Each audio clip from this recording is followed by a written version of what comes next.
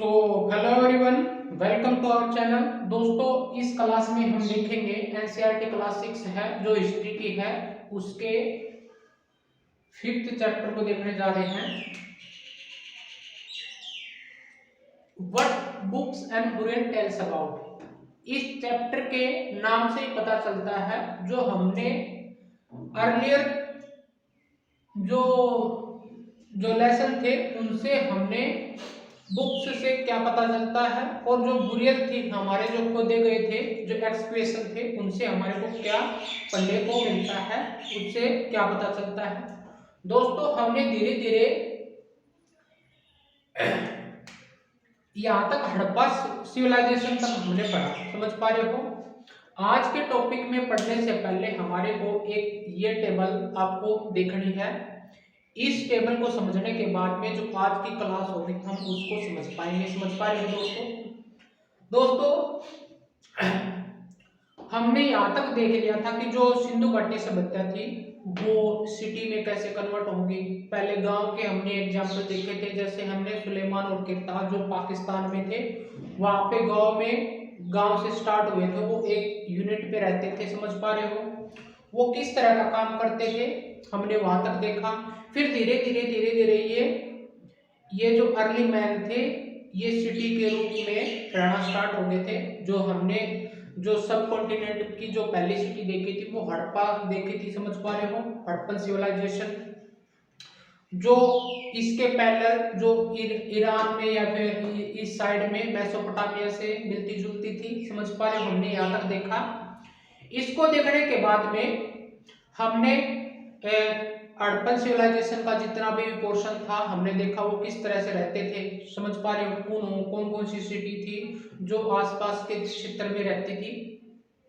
दोस्तों, जो हमने हड़प्पन सिविलाइजेशन पढ़ा था उसके साथ में जो हमने टाइम पीरियड को हमने डिनोट किया था हड़प्पन सिविलाइजेशन को, यानी इस फेज में हमने पढ़ा था 4000 से लेके 2000 के आसपास में। ये हमने पीरियड को देख लिया था।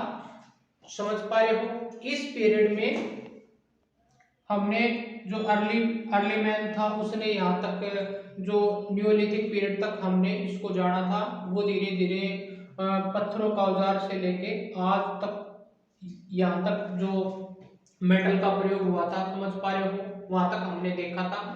आज की क्लास में हम देखेंगे कि जो वैदिक पीरियड था उसके बारे में। वैदिक पीरियड समझ पा रहे हो, उस वैदिक पीरियड का टाइम पीरियड है 1500 से लेके 600 BC तक।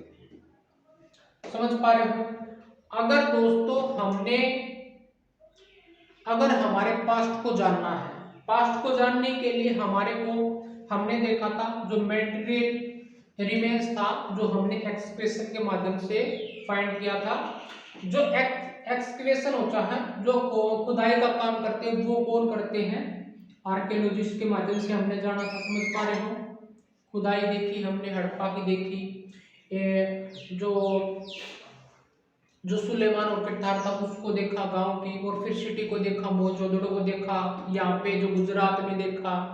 समझ पा रहे हैं, बहुत सारी ऐसी चीजों को जो मटेरियल रिमेनिंग थे बुरियल के माध्यम से जो खोदे गए थे, वो उसका काम कौन करता? आर्कियोलॉजिस्ट। समझ पा रहे हो, उससे तो हमारे को ये पता चल गया इन एविडेंस से कि वो किस तरह के लोग रहते थे।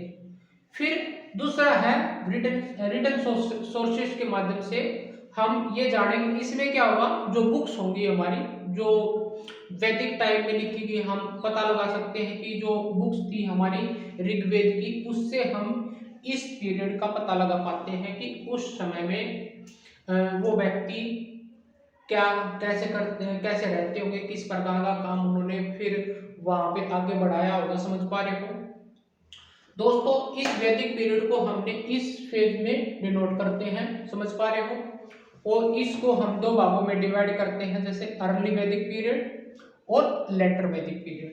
ऋग वैदिक पीरियड भी बोला जाता है इसको, अर्ली वैदिक पीरियड को। समझ पा रहे हो, और प्री वैदिक पीरियड भी बोला जाता है, जिसका टाइम पीरियड रहेगा हमारे पास में, यानी 1500 से लेके 1000 BC तक। ठीक है, और 1000 से 600 तक BC तक इसका टाइम पीरियड रहेगा। दोस्तों आई होप दोस्तों आप समझ पा रहे होंगे। जो वैदिक पीरियड था इससे पहले वाला जस्ट हिंदू घाटी सभ्यता के बाद वाला जो फेज था उसको हम अर्ली वैदिक पीरियड बोलते हैं, ऋग्वैदिक पीरियड बोलते हैं, प्री वैदिक पीरियड बोलते हैं। समझ पा रहे हैं। इससे पहले क्या हुआ, इसका टाइम पीरियड हमने इसको फिक्स कर दिया और लेटर वैदिक पीरियड को हमने 1000 से लेके 600 के आसपास में रखा है। इसको पोस्ट वैदिक पीरियड भी बोलते हैं। इसमें क्या था दोस्तों, पीपल क्या था, एक एज ए यूनिट पे, सिंगल यूनिट पे रहता था, उसको हम जना कहते थे। जन का मतलब पीपल, समझ पा रहे हो। एक यूनिट में, सिंगल यूनिट में रहना वहां पे, और वो डिपेंड किस पे होते थे, लाइक कैटल पे, काउ पे और गोट पे। दोस्तों आई होप दोस्तों ये समझ में आया होगा आपको। जैसे ही इसके फेज के, इनके दोनों के बीच के फेज को हम डिवाइड करें यहाँ पे, तो 1000 BC में हमारे को आयरन की खोज होती है। आयरन, ठीक है, आयरन मेटल की खोज होती है। इससे क्या हुआ, वो इस फेज में तो वो वुड्स के, जैसे पिलो का जो वुड्स का हल था उसका यूज करके उस जमीन को एग्रीकल्चर बनाता था। समझ पा रहे हो। फिर आयरन का यूज होने के बाद में उन्होंने और भी ज्यादा एग्रीकल्चर करना सीख लिया था, जंगलों की खुदाई करना सीख लिया था। समझ पा रहे हो। आई होप दोस्तों आप समझ पा रहे होंगे। और भी ज्यादा उनके पास में रिसोर्स हुए ये करने के बाद में 1000 BC में उसने आयरन की खोज कर ली। समझ पा रहे हो। फिर इसमें क्या था, इस फेज में जो लेटर वैदिक पीरियड था इसमें लोग कैसे रहते थे, जनपद के रूप में। कई लोग इकट्ठे ग्रुप्स में रहते थे, उसी को हमने जनपद बोला गया था। समझ पा रहे हो। और यहाँ पे तो वो किस पे डिपेंड रहते थे, कैटल पे, काउ पे, गोट पे। समझ पा रहे हो। अब वो पूरी तरह से एग्रीकल्चर करने लग गया था इस फेज में, लेटर वैदिक पीरियड में। और जैसे वो डिपेंड रहने लगा एग्रीकल्चर पे, और धीरे धीरे फिर ये जनपद वन, वहाँ पे जो ग्रुप थे उनका नाम देना स्टार्ट हो गया, जनपद वन मतलब जनपद के रूप में रहने लगा। जैसे वो बहुत सारे ऐसे ग्रुप बन गए, जैसे जनपद वन भी बोल सकते हैं, 10 आसपास में हो गए। तो उसके उन्होंने फिर वहां पे उस जनपद का एक राजा होता था, और राजा क्या करते थे, आपस में लड़ते थे सुपरमेसी के लिए। समझ पा रहे हो। ये लड़ाई किसके लिए होती थी, जमीन के लिए भी हो सकती है, पानी के लिए भी हो सकती है। समझ पा रहे हो। और लोगों को भी जीता जाता था, गुलाम बनाया जाता था। दोस्तों समझ पा रहे हो। फिर इन राजाओं में फाइट होती थी, वो सुपरमेसी के लिए। जो जीत जाता था उसको महाजनपद बोला जाता था। महाजनपद एक बड़ा रूप ले लिया। उन्हीं के अंडर में वो जो छोटे जनपद थे वो काम करते थे। और ये एक इसका सबसे बड़ा एग्जांपल है जो महाजनपद था, वो कहीं ना कहीं मगध, जो हम इस जो गंगा ट्रिब्यूटरी रिवर की बात करें, जैसे बिहार क्षेत्र वाला, इसके आसपास में ईस्टर्न यूपी और बिहार, झारखंड और छत्तीसगढ़, यहाँ के इलाके में एक बड़ा महाजनपद बाहर निकल गया, उसको हम बोलते हैं मगध। समझ पा रहे हो। दोस्तों इस लेसन को करने से पहले हमने इसकी पूरी डिटेल आपको दिखाई, ये टेबल दिखाई। इससे आपको अंदाजा लग गया होगा जो वैदिक पीरियड था और हड़प्पा के बाद का पीरियड था, और इसको हमने दो भागों में डिवाइड किया था, अर्ली वैदिक पीरियड और लेटर वैदिक पीरियड। समझ पा रहे हो। और इस पास्ट को जानने के लिए हमने ये बुक्स क्या बताती है और बुलियन क्या बताते हैं। ये जो मेटेरियल रिमेनिंग था इसका कौन करता है, आर्कियोलॉजिस्ट। और जो रिटन सोर्स है इसको कौन बताता है, रिटन सोर्स का हिस्टोरिकल। समझ पा रहे हो, हिस्टोरियन। समझ पा रहे हो। इनको कौन बताता है, सिर्फ यही डिफरेंस होता है। जो एक्सप्रेशन जो हमारे द्वारा खोजे गए हैं या फिर आर्कियोलॉजिस्ट द्वारा खोजे गए उनको कौन बताएगा, बुलियन के माध्यम से। एक्सप्रेशन कौन कर देगा, आर्कियोलॉजिस्ट। और जो रिटन सोर्स थे वो हमने बाद में, जो हिस्टोरियन यहाँ पे तरह तरह के लोग आए, समझ पा रहे हो, उन्होंने इन बुकों के माध्यम से ये बता कि इस पीरियड का टाइम वहाँ के लोग कैसे काम करते थे, किस तरह रहते थे। समझ पा रहे थे। आई होप दोस्तों ये चैप्टर का जो जो समरी थी थोड़ी ही वो आपको समझ में आएगी। चलते हैं अपने लेसन पे। आइए दोस्तों, इस चैप्टर में हम पढ़ेंगे, जो हम फोर वेद को पढ़ते हैं। जो पहला था ऋग्वेद, उसको अर्ली वैदिक पीरियड में लिखा गया था, समझ पा रहे हो। जिस जैसे हमने उसको डिवाइड करके बताया था, जो अर्ली फेज में जो ऋग्वेद थे उसके आधार पे हमने इस फेज को जाना था, वैदिक पीरियड को, समझ पा रहे हो।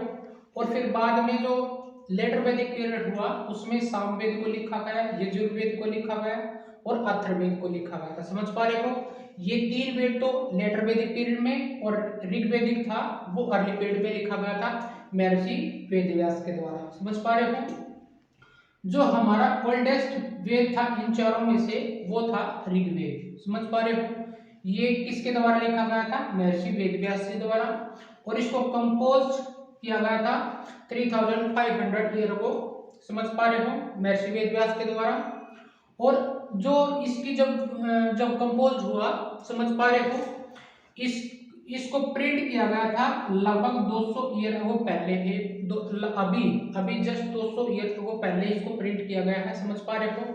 इसके माध्यम से देखो, हमने उस समय के लोग क्या करते थे, उस समय की जो एग्रीकल्चर था वो कैसा था, वहां पे 1000 ईयर अगो में हमने लोहे की खोज की, तो उस समय लोगों ने उस औजार बनाने स्टार्ट किए। जो पहले वुड्स हल का यूज कर रहे थे, तो वहां पे आयरन वुड्स का प्रयोग हो गया, जिसका उपयोग करने के बाद में वहां पे जंगलों के सफाई, एग्रीकल्चर लैंड को बनाया गया, समझ पा रहे हो। कहने का मतलब है कि और भी ज्यादा समाज में कुछ सुधार हुआ, समझ पा रहे हो। जो ऋग्वेद पीरियड था उसमें क्या था, ये ओल्ड एज में जो संस्कृत में लिखा गया था, समझ पा रहे हो। ये वो बड़ा जो आज हम संस्कृत पढ़ रहे हैं वो संस्कृत नहीं है, जो ओल्ड एज वैदिक पीरियड में संस्कृत थी उसमें लिखा गया था। दोस्तों, इस ऋग्वेदिक पीरियड में जो हंस बोलते थे, हम उसको सुक्ता भी बोलते थे, और उसको बोलते थे, जिसको हम श्लोक बोलते हैं, वो उसमें लिखे गए थे। और इसका मतलब है वेल सेट, समझ पा रहे हो।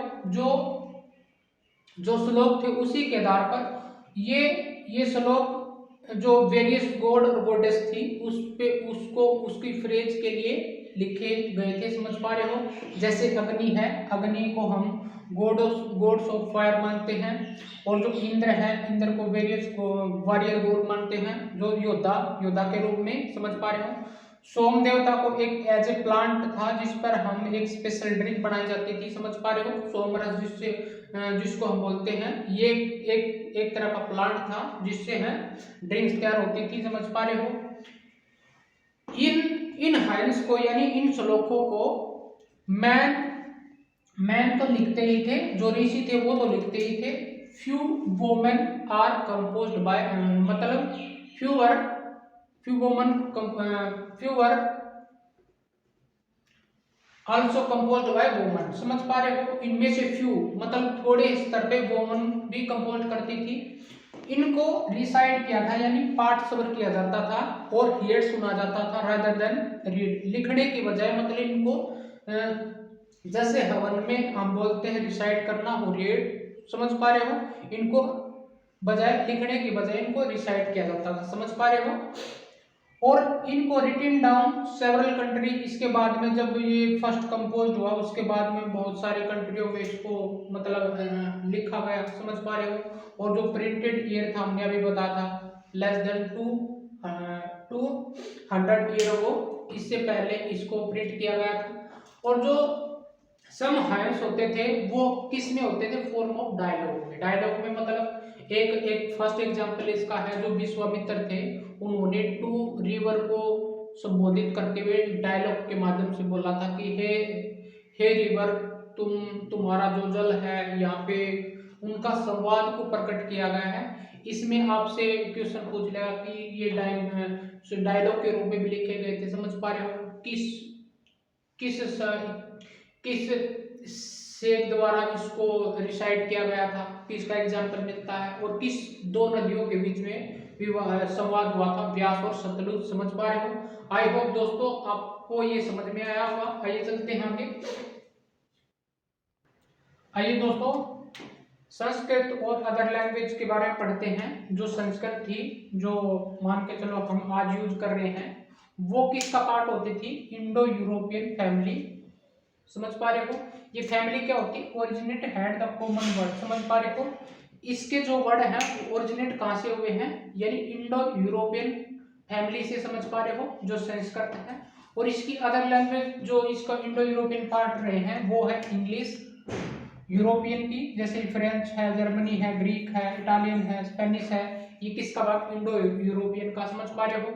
और जो अदर लैंग्वेज है वो भी जो इंडिया में बोली जाती है वो भी किसका? इंडो यूरोपियन फैमिली से बिलोंग करती है। जो इंडियन लैंग्वेज है ये तो थी यूरोपियन की लैंग्वेज जिसमें संस्कृत भी आती है। समझ पा रहे हो?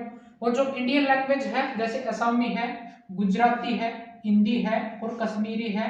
और जो एशियन लैंग्वेज है वो पर्शियन भी कहीं ना कहीं इस इंडो यूरोपियन फैमिली से बिलोंग करती है। इसके जो शब्द हैं वो यहाँ से ओरिजिनेट हुए हैं। समझ पा रहे हो? हमने इंडिया की लैंग्वेज को देखना है, असमी, गुजराती, हिंदी, कश्मीरी और पर्शियन जो एशिया की है। और हमने यूरोपियन की तो देखना ही देखना। समझ पा रहे हो? आइए दोस्तों जो लैंग्वेज है जो इंडिया में जो यूज की जाती है नॉर्थ ईस्टर्न भाग में, समझ पा रहे हो, उनको क्या बोलते हैं? तिब्बतो और पार्ट ऑफ बारोपियन फैमिली से। समझ पा रहे हो? ये जो तिब्बतन बोली जाती है यहाँ पे उत्तराखंड वगैरह वगैरह, इसमें जो ईस्टर्न भाग में उत्तरांचल है, उत्तरांचल नहीं, उत्तराखंड, ये जो असम का एरिया है या फिर जो नॉर्थ ईस्टर्न भाग में जितने भी कंट्री है वो यहाँ पे बारोपियन फैमिली में तिब्बतो बोलते हैं। समझ पा रहे हो? जो द्राविड़ फैमिली है वो उसमें कौन कौन सी लैंग्वेजों को शामिल किया गया है? जो तमिल है, तेलुगु है, कनाडियन और मलयालम है। ये सारी की सारी भाषाएं एंशिएंट में बोली जाती थी। समझ पा रहे हो? और ये किस फैमिली से बिलोंग करती है? द्राविड़ से। समझ पा रहे हो? और जो language spoken in Jharkhand and part of central India, ये ऑस्ट्रो एशियन फैमिली से, ऑस्ट्रो एसिटिक फैमिली से बिलोंग करती है। समझ पा रहे हो दोस्तों? ये आइए इन लैंग्वेज के बारे में जाना। आइए चलते हैं आगे। आइए दोस्तों आइए को पढ़ते हैं। जो कैटल था, हॉर्स और चैरेट के बारे में पढ़ते हैं दोस्तों। इन्हीं को वो लोग जो अर्ली वैदिक पीरियड में क्या होता था, वो ऋग्वेदिक पीपल प्रेयर करते थे इसके लिए, चिल्ड्रन के लिए। समझ पा रहे हो? और स्पेशली सन के लिए, कैटल के लिए और हॉर्स के लिए, क्योंकि हॉर्स को वो बैटल में यूज करते थे। समझ पा रहे हो? और जो कैटल था उनके लिए वो लड़ते थे। जो अर्ली फेज था उसको जिन लोगों के पास में हमने बताया था, जो अर्ली फेज में जो लोग रहते थे सिंगल यूनिट में, उनको जना बोलते थे। समझ पा रहे हो? जो आजीविका के इतने साधन भी होते थे वो किस पे डिपेंड होते थे? हमने देखा था जो कैटल थे, समझ पा रहे हो, उन पे डिपेंड होते थे। स्पेशली जो काऊ हॉर्स है और कैटल है, उन पे डिपेंड होते थे थोड़ा जमीन पे। समझ पा रहे हो? फिर धीरे धीरे हमने बोला था कि वो जन कई उसमें यूनिट में बट गया था। समझ पा रहे हो? उनमें एक राजा होता था, वो राजा उसी के आधार पे वो काम करते थे। समझ पा रहे हो? फिर जब ये जन कई मिलके आपस में जमीन के लिए फाइट करते थे, समझ पा रहे हो, ये बैटल करते थे। ये बैटल किस पे होता था? Capturing cattle. जितना जिनके पास में कैटल होता था वो अमीर होता था, वो राजा कहलाता था। समझ पा रहे हो? वहां पे वो रूलिंग करता था। लैंड के लिए होता था। और जो इम्पोर्टेंट पास्चर था जो जो कैटल को चराने के लिए, उसके लिए जो ग्रोविंग हार्डी क्रॉप्स थी, और जो ग्रोविंग हार्डी मतलब जो किसी भी सीजन में वो जो क्रॉप्स है उगाई जा सकती, उसके लिए वो फाइट करते थे। स्पेशली बार्ले जो होता था। और ये वाटर के लिए, जहाँ पे वाटर का सोर्स होगा वो जमीनी क्या होती थी? उपजाऊ होती थी, वो उसके लिए फाइट करते थे। समझ पा रहे हो? और कैप्चरिंग पीपल, उनको मतलब दास बनाया जाता था, जो स्लेव थे उनको, वो उनके लिए लड़ते थे। समझ पा रहे हो? जो अर्ली फेज था हम उसकी बात कर रहे हैं दोस्तों, वो इस चीज पे लड़ते थे। समझ पा रहे हो? धीरे धीरे फिर ये जन आपस में लड़ते हुए वो दूसरे जनों के साथ में लड़ते, वो फिर महाजनपद कहलाए। और हम महाजनपद में हमने देखा था कि जो मगध था वो उभर के आया था, वो फिर बाद में लेटर वैदिक पीरियड में होगा। हम बात कर रहे हैं अर्ली वैदिक पीरियड, और ये 1500 से लेके हम बात कर रहे हैं 1000 के बीसी के आसपास में। समझ पा रहे हो, इस पीरियड के ये सिनेरियो चलता रहा। जो चैरियट थे, जो रथ हुआ करते थे, वो बैटल के लिए यूज होते थे। जिस टाइम पे एशियंट टाइम में हमने पढ़ा हुआ, जो ग्रीक्स लोग थे, रोम के थे, और जो ग्रीक थे, इजिप्ट थे, ये क्या करते थे, ये भी तो लैंड के लिए लड़ते थे। समझ पा रहे हो, जितना धन जिसके पास में होगा वो उतना ही महान महान साम्राज्य कहलाता था। समझ पा रहे हो, ये भी लैंड के लिए लड़ते थे, और ये जहाँ पे कैप्चरिंग लोगों को मतलब स्लेव बनाया जाता था। समझ पा रहे हो।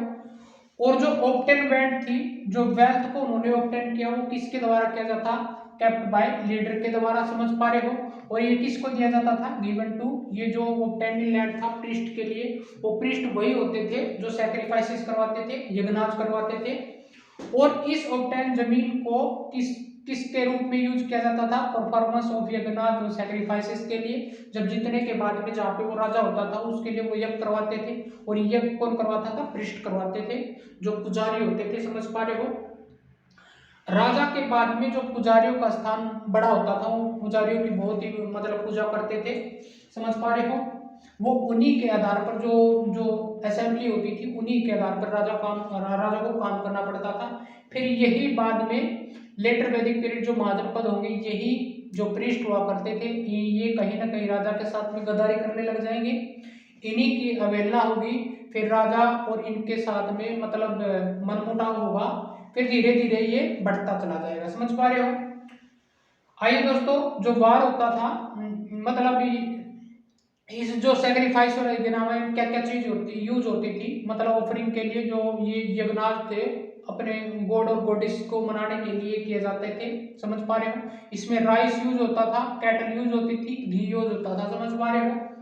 और वार में जो वार होता था, जो युद्ध होता था, उसमें नो रेगुलर आर्मी नहीं होती। हमने देखा था कि ये जितने मतलब एक सिंगल यूनिट पे, थोड़े ही यूनिट पे जनों के ग्रुप में रहते, वहां पे आर्मी नहीं बन सकती, तो मैन उसमें भाग लेते थे। समझ पा रहे हो। और उनके जो मैटर हुआ करते थे युद्ध से पहले या बाद में, वो उसमें असेंबली में उसको डिस्कस किया जाता था। और इनमें जो राजा होता था, वो ब्रेव और स्किलफुल वॉरियर को चुनता था, चूज किए जाते थे उसमें असेंबली में। दोस्तों आई होप ये पॉइंट आपको समझ में आएंगे, बिल्कुल बेसिक है, आई होप समझ में आए होंगे। आइए दोस्तों, जो जो ये पीपल थे वो एज ए ट्रम के रूप में बटे हुए थे, यानी दो ग्रुपों में। समझ पा रहे हो। वर्ड टू डिस्क्राइब पीपल, लोगों को कैसे डिस्क्राइब किया जाता था उस अर्ली फेज में, अर्ली वैदिक पीरियड में। ये दो ग्रुप के आधार पर बटा हुआ था। जो प्रीस्ट होते थे, जिनको नॉर्मली वो ब्राह्मण ही बोला जाता था उनको, और एक था दूसरे फेज में राजा। समझ पा रहे हो। ये प्रीस्ट क्या करते थे, परफॉर्म रिचुअल किया करते थे, यज्ञ कर लिया। समझ पा रहे हो, जब कोई राजा बड़ा काम करता था उसके लिए यज्ञ किया जाता था। समझ पा रहे हो, या फिर कोई स्पेशल ओकेजन होता था वहां पे वो ये परफॉर्म किया करते थे। समझ पा रहे हो। और राजा क्या करता था, raja did not have the capital city, उनके पास में कोई ऐसी प्रसिद्ध कैपिटल नहीं होती थी, प्लेस नहीं होता था। समझ पा रहे हो। और उनके पास में आर्मी भी नहीं होती थी। डिड नॉट कलेक्ट टैक्स, वो कलेक्ट टैक्स नहीं करते थे। सिर्फ उनका मकसद होता था कि जो आसपास के जितने भी जन हैं उनको जीत के या तो जमीन को लेना या कैटल को लेना, वहां पे पीपल उनको दास बनाना। समझ पा रहे हो। No automatic succession by the son as raja, ये इसमें भी नहीं लिखा गया है कि मतलब राजा के बाद में उसी का पुत्र राजा बनेगा। समझ पा रहे हो। वो उनमें उन जनों में से जो स्किलफुल होता था, वो प्रीस्ट के माध्यम से उनको राजा चुना जाता था उन्हीं में से। समझ पा रहे हो। जो वेल्थी होता था, स्किलफुल होता था, उसी में से, उन्हीं जन में से उसको राजा बना दिया जाता था। समझ पा रहे हो। जो इस कम्युनिटी में जो जो कम्युनिटी थी उसको मतलब एज ए किस कैसे डिस्क्राइब किया, एक था जना, समझ पा रहे हो, कुछ लोगों के पीपल थे, उस जन का मतलब जना का मतलब पीपल, उसी स्टिल यूज इन हिंदू, ये जना लोगों के मतलब ऐसे ग्रुप को ही जन बोलते थे। विश वाज वर्ड क्रम को, एक दूसरा था विश, समझ पा रहे हो, ये विश है, ये वैसा वर्ड है, उसी से बाहर निकल के आया है। ये दोस्तों ये जो वैसा थे ये वही लोग होते थे जो जो कैप्चर किए हुए लोग थे, समझ पा रहे हो। बाद में इन्होंने इसको मतलब इनको स्लेव का नाम देना स्टार्ट कर दिया, समझ पा रहे हो, ये अपनी प्रॉपर्टी को मानते थे, समझ पा रहे हो, वही लोग वही। और एक जो हिस्से में जो आर्यन थे, हमने बात की थी नॉर्थ वेस्टर्न एरिया में, या फिर जो Ganga valley, Ganga and tributary वाला जो क्षेत्र था, उसमें जो नॉर्थ इंडिया में इस हिस्से में जो लोग रहते थे उसको क्या बोलते थे, आर्यंस बोलते थे। वो लोग जो पीपल हु कंपोज द हेमन्स, जो श्लोकों को मतलब डिस्क्राइब कर कंपोज करते थे या डिस्क्राइब देमसेल्व्स, उनके माध्यम से अपने आप को डिस्क्राइब करते थे, उनको क्या बोलते थे, आर्यन, समझ पा रहे हो। इन आर्यन लोगों से ही हमारे देश का नाम आर्यवर्त पड़ा था, समझ पा रहे हो। They called their opponent as a Dasa, जो इसके जो अपोजिट राजा होते थे, जो अपोनेंट बोलते थे, उनको क्या बोलते थे, दासा या दस्यूज, समझ पा रहे हैं, Dasyus. Who did not perform sacrifice, वो दासा जो उनको सेक्रीफाइस परफॉर्मेंस नहीं करना दिया जाता था, और वो डिफरेंस प्रकार की लैंग्वेज बोलते थे, समझ पा रहे हो। और इन्हीं फिर दासाओं को फिर ये एज ए फेमाइन के रूप में देखा, मतलब एज ए उसमें दासी के रूप में देखा गया। ये फिर बाद में इनको स्लेव बोला गया था, समझ पा रहे हो। ये कैप्चर इन ए वार, और वार में इनको कैप्चर किया जाता था और ट्रीट किया जाता प्रॉपर्टी ऑफ आर्म, प्रॉपर्टी के रूप में इनको ट्रीट किया जाता था। और ये जो कंपोज्ड इन ऋग्वेद था, नॉर्थ ईस्टर्न सब कंटिनेंट में इनको ऋग्वेद को कंपोज भी किया गया, और बाद में फिर इसको डेवलप तो आने वाले सालों में कुछ मतलब डेवलप होने लगे, समझ पा रहे हो। आई होप दोस्तों नहीं आप लोगों को समझ में आया होगा। ये दो ग्रुप के लोग थे जो बटे हुए थे उस जनों में, यह एक तो पृष्ठ होता था ब्राह्मण, और एक राजा होता था। राजा के पास में इतनी आर्मीज नहीं होती थी, समझ पा रहे हो। और ये जो ब्राह्मण होते थे पृष्ठ, ये सिर्फ सैक्रिफाइस मतलब रिचुअल करवाते थे, हवन करवाते थे, समझ पा रहे हो। आई होप दोस्तों आपको समझ में आया होगा। आइए दोस्तों, जो silent story of the megaliths है, मेगालिथ का मतलब होता है जो बिग स्टोन होते हैं उसका प्रयोग किया जाना। कहीं ना कहीं इसी फेज में जो बड़े बड़े पत्थर होते थे, हमने टाइनी स्टोन को मेसोलिथिक पीरियड में पढ़ा था, इसमें जो बड़े बड़े पत्थर थे उनको मेगालिथ बोला गया है। और इसको यूज कहाँ पे किया जाता था, जो बुरिल साइट होती थी, देखो ये वाली, इसी आधार पे ये जमीन के अंदर भी एविडेंस इसको एक्सपीएशन किया गया है, और बाहर भी, सरफेस के बाहर भी मिला है। सरफेस के बाहर इस तरह का डिजाइन में, जैसे ये बाहर ये जो बुरियल है मतलब यहाँ पे दफनाया गया है, लोगों को दफनाया जाता था, समझ पा रहे हो। तो जैसे इन्होंने इस कब्र में इसको दफनाया मरे हुए व्यक्ति को, इसके चारों ओर ये मोल्डन पत्थर लगा दिए, समझ पा रहे हो। इसी तरह से मतलब इसके अंदर ये होल बना दिए, और यहाँ पे बाहर उसकी कब्र भी रख सकते हैं, और इसके अंदर भी इसको मतलब रखा जाता था। जब कोई इसी की फैमिली का कोई व्यक्ति आता था तो उसी होल में उसको रखा जाता था, यानी मरे हुए डेड बॉडी को इसमें दफन किया जाता था या फिर दफनाया जाता था, समझ पा रहे हो। और इसके चारों ओर पत्थर लगा दिए जाते थे, यही था। और इन बड़े बड़े पत्थरों को कहाँ पे यूज करते थे, बुरिल साइट पे, समझ पा रहे हो। और जो इनकी जो इरेक्टिंग प्रैक्टिस थी, जो ये 3000 ईयर अगो हम देख पा रहे हैं, जो हड़प्पा सभ्यता के बाद का जो पीरियड था, अर्ली वैदिक पीरियड जिसको बोलते हैं, उसी फेज में ये जो मेगालिथिक साइट थी ये देखने को मिली थी। ये कहाँ पे देखने को मिली थी, जो दक्कन का एरिया था नीचे की साइड में, कर्नाटक वगैरह में, और साउथ इंडिया जो नीचे केरला, तमिलनाडु, जो आंध्र प्रदेश है ये वाला, नॉर्थ ईस्ट वाले जो स्टेट है उसमें, और कश्मीर में, समझ पा रहे हो। इस तरह के इस क्षेत्र में ये मेगालिथ साइट देखी गई थी। सम जो मेगालिथ थी, the sun can be seen the like surface में भी देखेगी, और मेगालिथ बुरियल अंडरग्राउंड में भी देखेगी, समझ पा रहे हो, और ये उस पे भी देखेगी, समझ पा रहे हो। जो कॉमन फीचर हुआ करती थी जो बुरियल की, उसमें क्या क्या मिला हमारे को, जो डेड बॉडी थी बुरियल विच डिस्ट्रीब्यूट पोर्ट, जो पोर्ट होते थे, जो उनको पोर्टों को भी डिस्ट्रीब्यूट किया है, समझ पा रहे हो, जो आर्कियोलॉजिस्ट था उनके द्वारा उसको बोला जाता था ब्लैक एंड रेड पेयर, समझ पा रहे हो। और जो टूल्स होते थे और वेपन्स होते थे जो आयरन के, वो मिले हैं यहाँ पे, समझ पा रहे हो। और अदर क्या चीज मिली है, जैसे स्केलेटन हॉर्स है, जो युद्ध में जो हॉर्स जिनकी डेथ हो जाती थी उनके साथ में भी, उन लोगों के साथ में उनको दफनाया जाता था। और जो ऑर्नामेंटल थे, स्टोन है या गोल्ड था, उसी को भी वहां पे एक्सप्रेशन के माध्यम से ये जानकारी प्राप्त की है। दोस्तों आई होप दोस्तों ये मेगालिथ साइट थी, इसके बारे में आप लोगों ने पढ़ा, समझ पा रहे हो। आगे चलते हैं।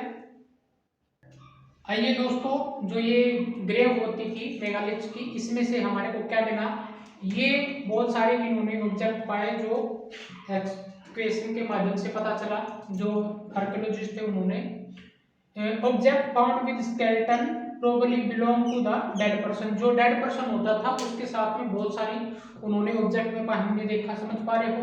ये कवर क्या होता था, जो कुछ मोर ऑब्जेक्ट थी देन इन अदर, ओके, जैसे एक ग्रेव में कुछ अलग मिल गया और दूसरी थी उसमें कुछ ज्यादा ऑब्जेक्ट मिल गई, समझ पा रहे हो। Some grave had many object in like gold, जो ऑब्जेक्ट थी वो किस रूप में थी, गोल्ड थी, कॉपर थी, और लाइक पोर्ट थे, समझ पा रहे हो, या फिर किसी कैटल, मरे हुए कैटल, यानी हमने हॉर्स भी देखा था, समझ पा रहे हो। और जो इसमें जो स्टेटस था उन जो मरे हुए उन आदमियों का, पूरे व्यक्तियों का, कौन कौन से थे, रिच भी थे, पीपल भी, पुअर भी थे, चीफ भी थे, और उसके फॉलोवर भी थे। इन लोगों को उन्होंने देखा तो वो उनकी अपनी अपनी ग्रेव होती थी, उसमें से ये देखा गया कि क्या ये सर्टेन फैमिली को बिलोंग करते थे, समझ पा रहे हो। Sometime like the more than one skeleton in megalith, समझ पा रहे हो। और जो ये पीपल थे बिलोंग करते थे एक सेम फैमिली को बिलोंग करते थे। कई बार हमने देखा था उस हॉल में एक ही व्यक्ति जब मर जाता था, उसके आने वाले जो उसी की फैमिली का कोई मरता था तो उसी हॉल में उसको दफनाते थे, समझ पा रहे हो, ये भी होता था। आइए दोस्तों इसका एक एग्जाम्पल देखते हैं। जो इमामगांव था वो महाराष्ट्र में नियरली पुणे सिटी के नजदीक लगता है, और ये किस बैंक पे है, गोड रिवर पे, और जो ट्रिब्यूटरी है भीमा रिवर की, समझ पा रहे हो। इसमें क्या देखा था, जो अडल्ट को बुरील किया गया था वो कहीं ना कहीं एक स्टेट लेट में लेटा हुआ था, और जो उसका हेड था वो नॉर्थ साइड में था, समझ पा रहे हो। उसका एक्वेशन होने के बाद में ये एग्जाम्पल इसके इमामगांव से मिला, और ये बुरील कहीं न कहीं हाउस में भी दफना दिया जाता था उन लोगों को, समझ पा रहे हो। ये हाउस का भी एग्जाम्पल वहां से देखने को मिलता है। और इसके साथ साथ में जो वैसल हुआ करती थी उसको भी बुरी जो डेड बॉडी थी उसके साथ में भी रखा जाता था।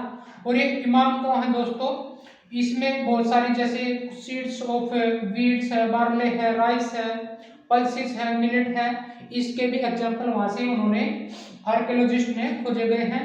और जो एनिमल की स्केलेटन थी वो किस किस की मिली, उन्हें कैटल की मिली है, बफेलो की मिली है, गोट की मिली है, सीप की, गोट, डॉग की, हॉर्स की, समझ पा रहे हो, एसपी, ये सारी चीजें वहां से मिली है। और जो फ्रूट है यहाँ पे, जो बेर है, अमला है, जामुन है और डेट है, इसके एग्जाम्पल वहां से इन्होंने एक फर्टाइल लैंड के रूप में इन्होंने देखा, और यहाँ पे बहुत सारे एक्सप्रेशन हुए, समझ पा रहे हो। ये इंपॉर्टेंट है। जो इन्होंने एक जो अडल्ट की बुरील में पाया गया था, जो व्यक्ति था वो स्ट्रेट लाइन में, जिसका हेड नॉर्थ साइड में होता था, उसका यहाँ पे एग्जाम्पल मिलता है। और एक घर में भी इनको मतलब दफना के उसका इक्वेशन यहाँ पे मिला है, जो वेसल है या और कोई स्केलेटन है किसी भी जानवर का, वो मिल जाता था। आई होप दोस्तों ये लेसन आपको पसंद आया होगा। Thank you so much.